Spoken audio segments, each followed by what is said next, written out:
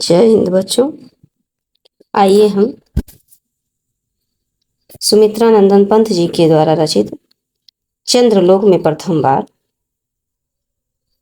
जो हमने शेष पंक्ति रख दी थी, इसके पहले हमने देखिए बच्चों चीटी को पढ़ लिया था, भावार्थ को समझा था हमने। और अब हम चंद्रलोक में प्रथम बार के भाव को समझेंगे, कब क्या कहना चाहते हैं, इसके माध्यम से इसको हम समझेंगे बच्चों। तो आइए शुरू करते हैं। चंद्रलोक में प्रथम बार मानव ने किया पदार्पण, छिन्न हुए लो देश काल के दुर्जय बाधा बंधन। दिग्विजयी मनुसुत निश्चय यह मत ऐतिहासिक क्षण, ये महत ऐतिहासिक क्षण। भू विरोध हो शांत निकट आए सब देशों के जन। भू विरोध हो निकट, भू विरोध हो शांत निकट आए सब देशों के जन। तो बच्चों सबसे पहले हम इस भाव को समझ लेते हैं। देखिए यहाँ पर चंद्रलोक में प्रथम बार मानव ने जब पदार्पण किया, तो सभी जो देश काल से आ रहे थे, दुर्जय जी जिसे कभी जीता नहीं जा सकता, ये कल्पना जो मन में थी, ऐसे बाधा जो बंधन थे वो सब समाप्त हो गए बच्चों। इस पंक्ति के माध्यम से देखिए दुर्जय अर्थात बच्चों जिस पर विजय न प्राप्त किया जा सके, इस प्रकार की जो बाधा बंधन थे बच्चों सब समाप्त हो गए। और यहाँ पर पंत जी उस समय की बात कर रहे हैं। देखिए बच्चों पहले शुरुआत समझ लेते हैं कि किस समय की ये बात हो रही है। ये जो अपने कवि हैं, महान कवि सुमित्रा नंदन पंत जी, ये उस समय की बात कर रहे हैं जब नील आर्मस्ट्रांग बच्चों पहली बार चंद्रमा पर कदम रखा था। अब इस पंक्ति को देके ये भी क्वेश्चन आपसे बन सकता है बच्चों कि नील आर्मस्ट्रांग कब चंद्रमा पर, सबसे पहले चंद्रमा पर किसने अपने पैर रखे या कौन गया? तो आप बताएंगे कि नील आर्मस्ट्रांग गए थे।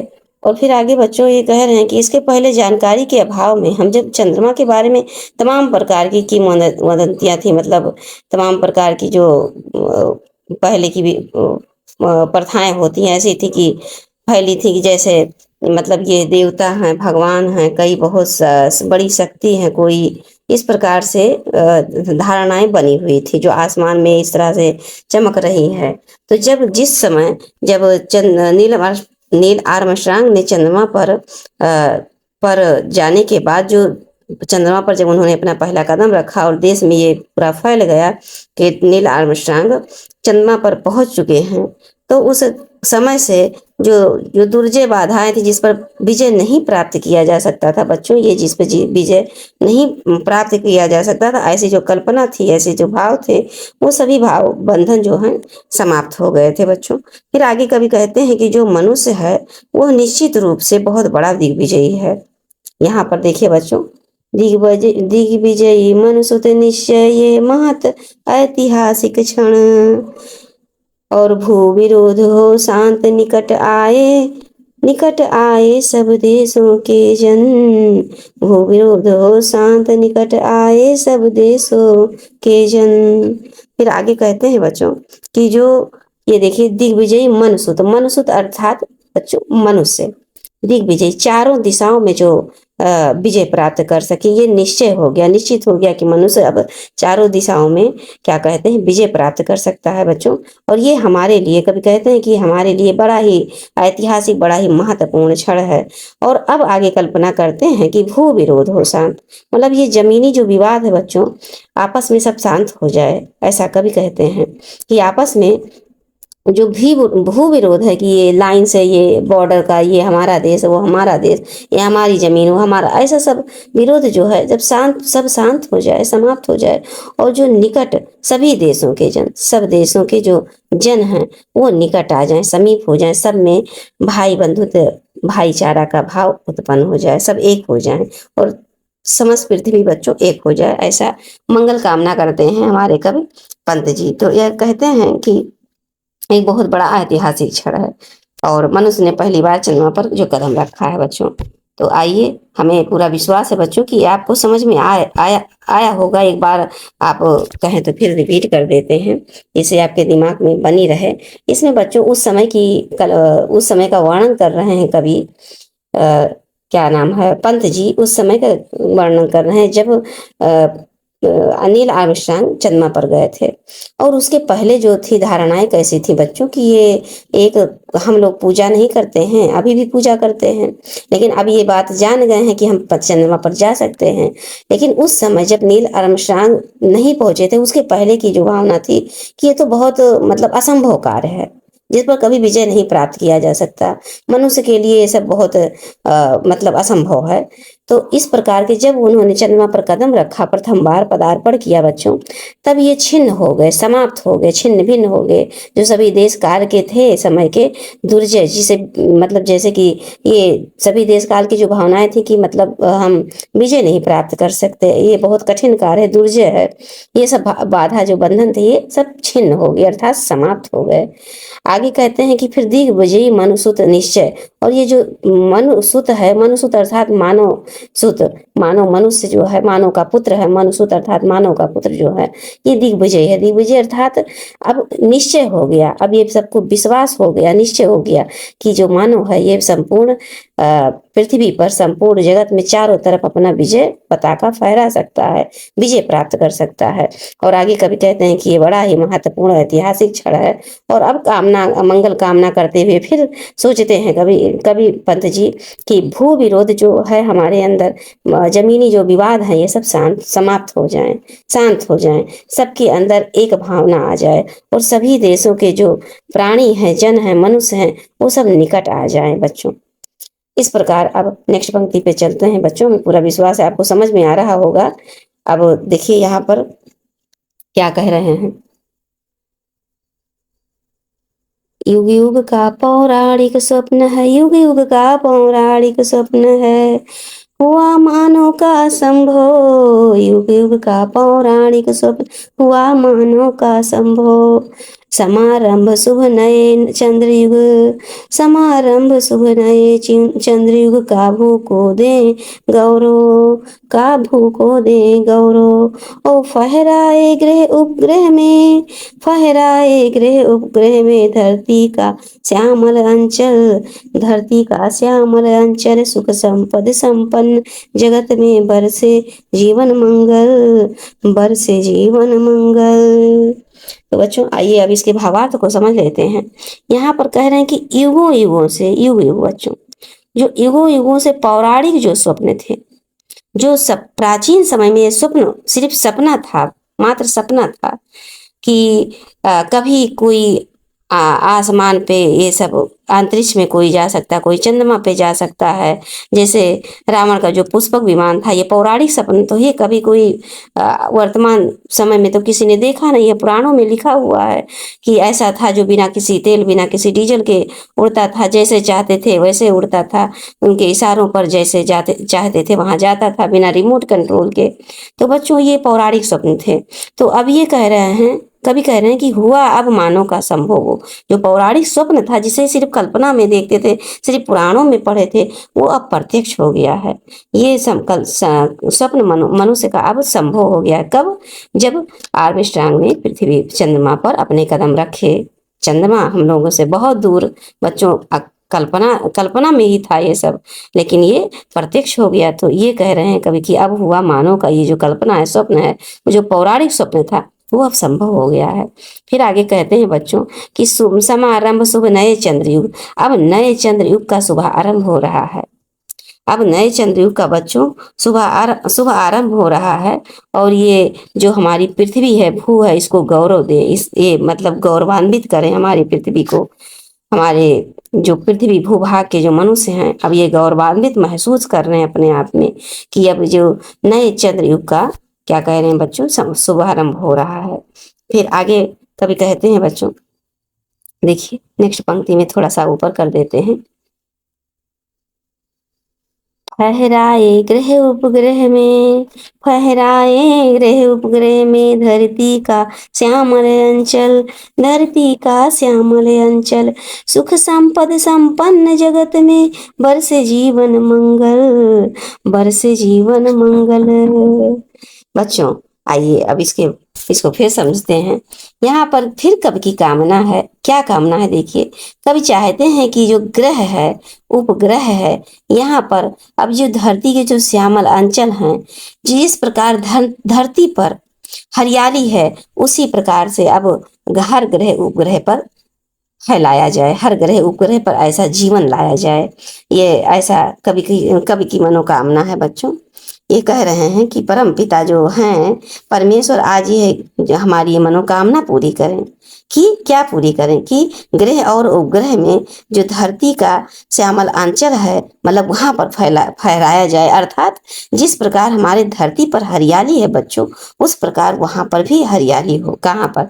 अन्य ग्रह और उपग्रह पर। आइए बच्चों अब नेक्स्ट देखते हैं। सुख संपद कह रहे हैं कि सुख संपद संपन्न जगत में, ये पूरा जो जगत है यहाँ पर सुख और धन दौलत से संपन्न हो जाए। ये हमारा जो जगत है, संसार है, ये सुख संपदा से संपन्न हो जाए और सुख संपत्ति फैल जाए। यहाँ पर बरसे जीवन और चारों तरफ जीवन का मंगल ही मंगल हो, चारों तरफ मंगल ही मंगल हो बच्चों। आगे फिर देखिए पंत जी क्या कहते हैं बच्चों, एक बार फिर से आप समझ लीजिए। फहराए ग्रह देखिए, फहराए ग्रह उपग्रह में धरती का श्यामल अंचल, सुख संपद संपन्न जगत में बरसे जीवन मंगल। बच्चों यहाँ पर कभी कहते हैं कि अब उनकी कामना है कि अब ये जो ग्रह और उपग्रह हैं, यहाँ पर धरती का श्यामल अंचल अर्थात धरती के समान ही हरियाली फैल जाए और ये सुख संपदा जो है संपन्न जगत में फैल जाए और सभी जगह जीवन मंगल ही मंगल हो।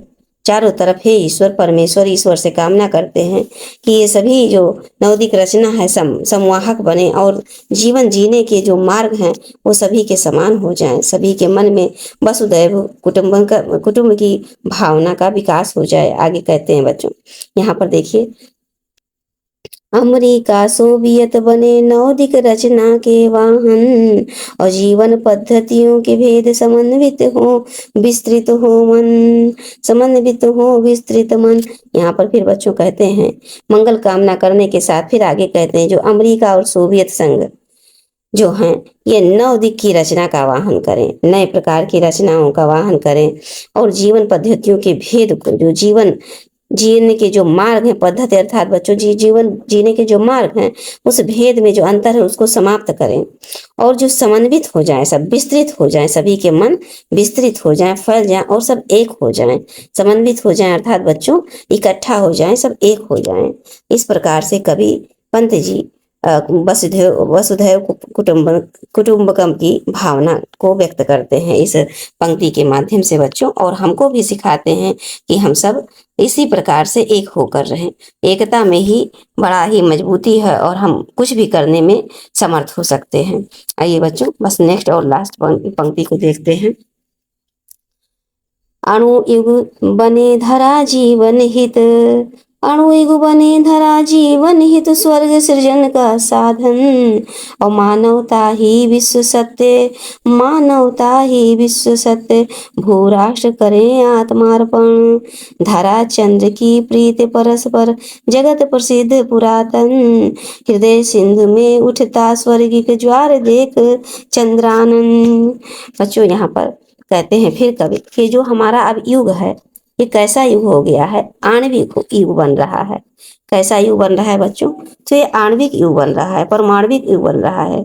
और आज का जो युग आणविक शक्ति है वो इस धरा, ये धरा अर्थात बच्चों ये पर देखिए, धरा अर्थात पृथ्वी के जो जीवन के हित के लिए बने, ना कि उनको स्वर्ग पहुंचाए, स्वर्ग जैसा महसूस कराए, स्वर्ग हो जाए हमारी पृथ्वी, ना कि जो परमाणु जो बने ये सबको स्वर्ग पहुंचाए, अर्थात मतलब सबके लिए नुकसान हो, सबके लिए अहित हो।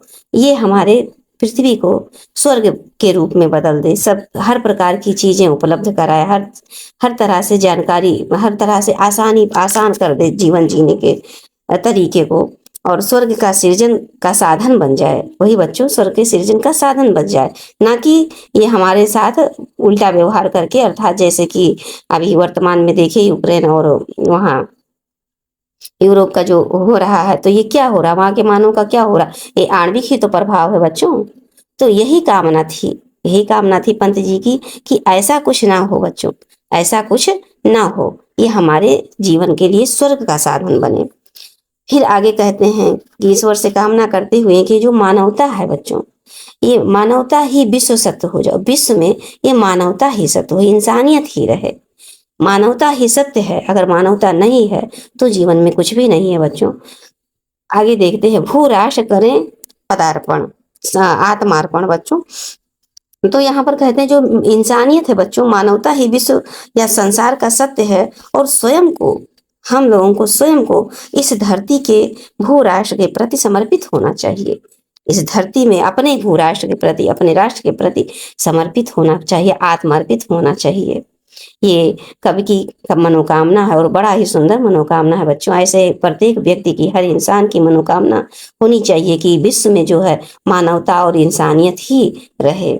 आगे फिर कहते हैं पंक्ति कवि बच्चों कि धरा चंद्र की प्रीत परस्पर जगत प्रसिद्ध पुरातन, धरा चंद्र की प्रीत परस्पर प्रसिद्ध जगत प्रसिद्ध पुरातन, और हृदय सिंधु में उठता है, हृदय सिंधु में उठता है स्वर्ग की ज्वार देख चंद्रानन।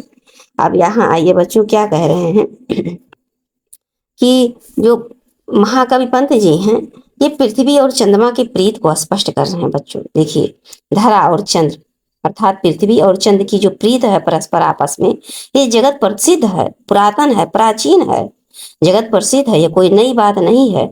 जब ये हृदय सिंधु में उठता है, हृदय रूपी सागर में, हृदय रूपी पृथ्वी के हृदय रूपी सागर में क्या उठता है, स्वर्गिक ज्वार उठता है। कब उठता है, जब वो पूर्णिमा को अर्थात चंद्रानन को देखते हैं बच्चों। यहाँ पर चंद्रानन मतलब पूर्णिमा होता है, ये पूर्णिमा। तो ये पूर्णिमा को जब देखता है कौन, पृथ्वी हमारी, जब पूर्णिमा को देखती है पूर्णिमा के दिन, तब इनके सागर रूपी हृदय में क्या उठता है, स्वर्गिक ज्वार उठता है, ऊंचे ऊंचे लहर उठते हैं। इस प्रकार इस पंक्ति के माध्यम से बच्चों कवि पंत जी ने, सुमित्रानंद पंत जी ने बड़ा ही सुंदर क्या कहते हैं संदेश भेजा है मानव को। ये संदेश ये बच्चों की, जैसे कि जब चंद्रमा पर आर्मस्ट्रांग गए तो देखिए क्या हुआ कि सबके मन के जो बाधाएं थी, मतलब यही नहीं कि अब आप चंद्रमा पर ही चढ़ेंगे वही एक, ऐसा नहीं, मतलब ये मानव के अंदर ये विश्वास हो गया, निश्चित हो गया कि कोई भी कार्य कठिन नहीं है, असंभव नहीं है। जब चंद्रमा पे जा सकता है तो हम कुछ भी कर सकते हैं बच्चों। इसी प्रकार हमको इसी से ये वो लेना चाहिए, क्या कहते हैं, प्रोत्साहन होना चाहिए, प्रोत्साहित होना चाहिए कि हम अगर चाहें तो अपने इस परीक्षा में मैक्सिमम मार्क, अच्छे से अच्छे अंक और सुंदर हैंड राइटिंग में अच्छे से अच्छे लिख के और अच्छे अंक से सफल होकर अपने माँ बाप को प्रसन्न कर सकते हैं। अभी तो आप बहुत नन्हे मुन्ने बालक से हो, बहुत छोटे हो, आपकी कल्पना यही आपके माँ बाप के लिए चंद्रमा से जाने से कम नहीं होगा बच्चों। जो नील आर्मस्ट्रांग की शक्ति क्षमता चंद्रमा पर पहुंचाई है, और आज जो आप कठिन परिश्रम करके अच्छे अंक से सफल होंगे, तो ये चंद्रमा पे जाने से कम नहीं होगा बच्चों। ये आप समझ लीजिए, हमारे लिए बहुत अच्छा संदेश कवि ने दिया है। इस प्रकार इसीलिए कहते हैं कि इनके भाव में डूबकर आप निरंतर पढ़िए, जब भी पढ़ाएं तो भाव में डूबिए, बड़े ही ध्यान से एकाग्रता से सुनिए। हर एक पंक्ति, हर एक कवि द्वारा लिखा गया कविता, पंक्ति, कहानी, पद हमको बहुत अच्छे अच्छे संदेश देती है, जिसके माध्यम से हम जीवन में बहुत आगे बढ़ेंगे बच्चों। ये जो हमारा आज का सीखना है, यही हमें आगे जीवन में प्रोत्साहित करेगा, मार्ग दिखाएगा, और अच्छे मार्ग पे चलने के लिए हमें सही रास्ता दिखाएगा बच्चों। तो आइए हम इसी वाक्यों के साथ समाप्त करते हैं इस वीडियो को, और हमें पूरा विश्वास है कि आपको समझ में आ रहा होगा बच्चों। इसे समझ में आ रहा हो तो सब्सक्राइब कर लें, जिससे आपको ये मैटर बराबर निरंतर